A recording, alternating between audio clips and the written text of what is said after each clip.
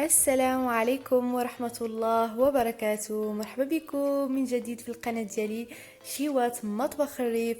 اليوم ان شاء الله كما تعودتوا في القناة ديالي كنجيب وصفات ديما جداد، وصفات في متناول الجميع.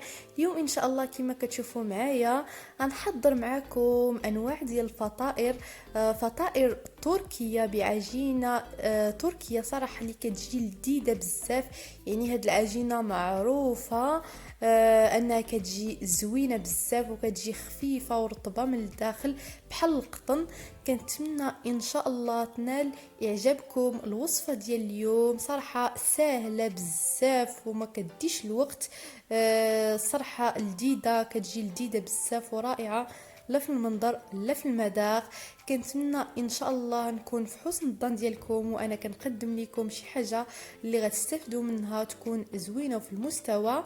ودابا غندوزو للمقادير وطريقه التحضير وفرجه ممتعه للجميع. يلا ندوزو المقادير.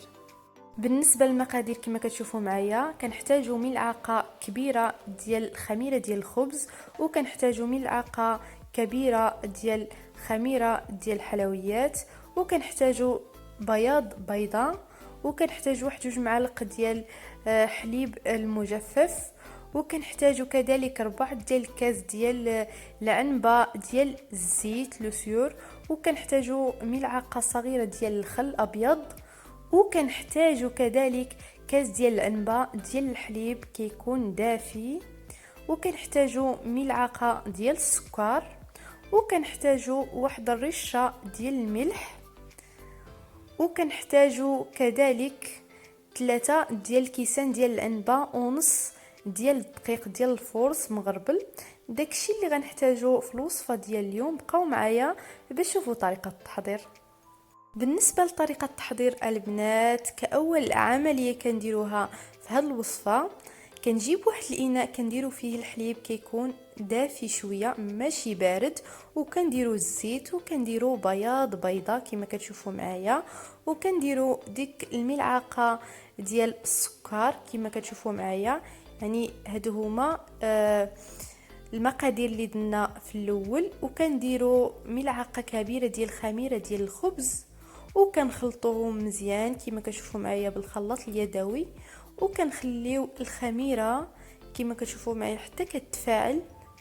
كنخلطوها مزيان وكنخليو الخميره حتى كتفاعل وغنرجعوا لكم.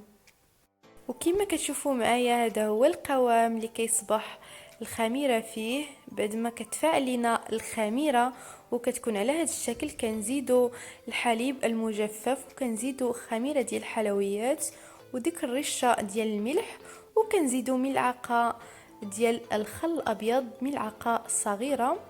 وكما قلت لكم بالنسبه للدقيق انا احتاجيت 3 ديال الكيسان ونص ديال الدقيق ديال الفورس كيكون مغربل البنات.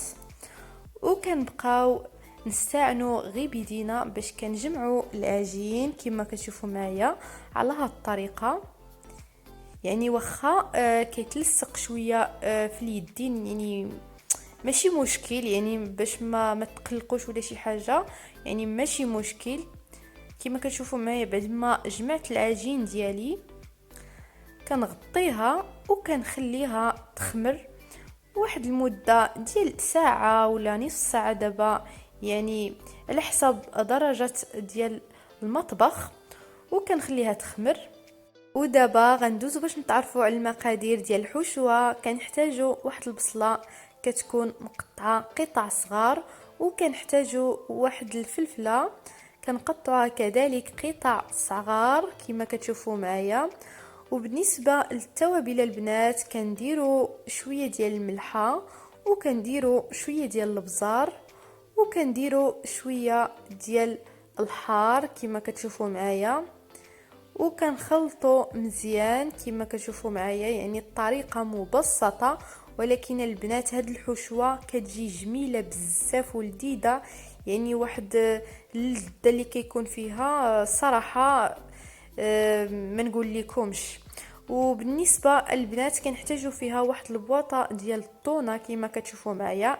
يعني داكشي اللي كنحتاجوا فيها كيعطيها واحد المذاق صراحه روعه روعه. مذاق لا يقاوم. وكنبقاو على هاد الطريقه، في الاخر كنديروا شويه ديال القزبور كما كتشوفوا معايا حتى كيطيب لينا ديك البصله. ومن بعد كنزيدوا عليها كما كتشوفوا معايا 2 قطع ديال الكيري اللي كانوا عندي في المجمد، خرجتهم من المجمد. من الاحسن بحال الفرماج اللي تبغيو يعني تحضروه هكا ديروه في الوصفات ولا ديروه في مثلا وصفات ديال الاكل في شي مقادير، من الاحسن ديروه في الفريغو، ترميوهم في الفريغو ومن بعد تستعملوهم. كما كتشوفوا معايا درت 2 قطع ديال الكيري و2 قطع ديال الفرماج المثلث يعني العادي، الفرماج العادي اللي كناكلو في الدار عادي. صافي كنخلطو على هاد الطريقه باش كيتجانسوا المكونات. ودابا غندوزو نشوفوا العجينه ديالنا بعد ما خمرات لينا. كما كتشوفوا معايا كنديروا شويه ديال الزيت في يدينا باش ما كتلصقش لينا العجين. كما كتعرفوا العجين كتلصق شويه في اليدين منين كتكون مازال خفيفه. ومن بعد كنخرجوا منها داك الهواء. كما كتشوفوا معايا كنحاولوا ندلكوها غير بشويه، يعني ماشي غندلكوها بزاف، غير باش نجمعوا العجين كما كتشوفوا معايا. ومن بعد كنحاولوا نقسموا كويرات على هذا الشكل كيكونوا عبار واحد. واللي عندها الميزان من الاحسن تعبرهم في الميزان باش كيجيو شكل واحد، ماشي كتجي وحده صغيره او وحده كبيره. يعني اللي عندها الميزان تستعن بالميزان وتحاول يعني توزنهم في الميزان، دير وزن واحد، يعني ماشي وحده كتجي كبيره وحده صغيره كما قلت لكم في الاول. صافي كنستمروا على هذه الطريقه حتى كنديروا كويرات على هذا الشكل كما كتشوفوا معايا. وكندهنوا ايدينا بالزيت باش ما كيتلصقوش لينا، باش كتكون ان حتى العمليه سهله، ما كيجيناش داكشي قاصح. صراحه هاد الفطائر البنات كيجيو ولدات بزاف ويعني كيوجدوا دغيا، يعني ماشي ما فيهمش شي تماره بزاف ولا شي دليك ولا كتبقاي دلكي بزاف، ولا انما هما ساهلين. كما كتشوفوا معايا بعد ما كورت الكويرات ديالي على هذا الشكل. وكما قلت لكم عينكم ميزانكم، اللي ما عندوش الميزان كيحاول يشوف بعينيه وكيدير كويرات. كما كتشوفوا معايا كنحاول نبسط ديك الكويره ديال العجين على سطح العمل كما كتشوفوا معايا. وكندلكها ولا ماشي كندلكها، كنسرحها بالمدلك، عفوا كنسرحها بالمدلك على هاد الطريقه. يعني العمليه كتكون جد سهله ومبسطه للجميع. ومن بعد كنحاولوا نعمروا الفطائر ديالنا على هذا الشكل كما كتشوفوا معايا. يعني كنديروا كميه لا باس بها، يعني ما كنكتروش بزاف ديال الحشوه وعاود ما كنقصوش بزاف. وكنديروا شويه ديال الفرماج ديال موتزاريلا، يعني هذاك اللي كيكون متوفر عندكم، وتقدروا ما ديروش الا ما عندكمش في الدار ما متوفرش، تقدروا ما ديروش يعني ماشي مشكل. ومن بعد كنحاولوا نسدوا العجينه ديالنا على هذه الطريقه باش ما كتحلش لينا. كنثبتوها مزيان كما كتشوفوا معايا، كنثبتوها بالاصابع ديالنا وكتجينا بحال شي خبيزه صغيره كما كتشوفوا معايا. يعني كيجيو على هذا الشكل. كنستمروا على هذه الطريقه حتى كنكملوهم كاملين. غندير معكم وحده اخرى باش تعرفوا الطريقه، باش نبسط لكم الطريقه باش تعرفوا كيف درت ليها وتشوفوا مزيان معايا. يعني بغيت نحاول نوصل لكم داكشي اللي درت باش تفهموني اكثر. صافي كما تشوفوا معايا كنديروا الحشوه وكنديروا الفرماج ديالنا من الداخل باش كيجي من الداخل معلك.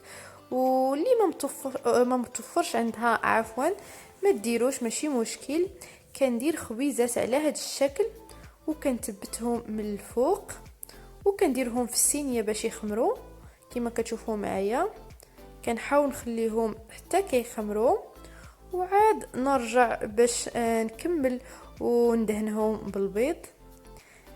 كما كتشوفوا معايا غنحتاجوا واحد صفار ديال البيض، وغنحتاجوا شويه ديال الزنجلان الابيض، وغنحتاجوا شويه ديال البافو للتزيين. وبالنسبه للتزيين كما قلت لكم يعني كيبقى الاختيار ديالكم، تقدروا ديروا الجنجلان العادي ولا اللي بغيتوا ديروا يعني ماشي مشكل. انا دهنت العجينه ديالي بعد ما خمرات ولا المعجنات ديالي دهنتهم بصفار ديال البيض اللي كنت حتفظت به من قبل.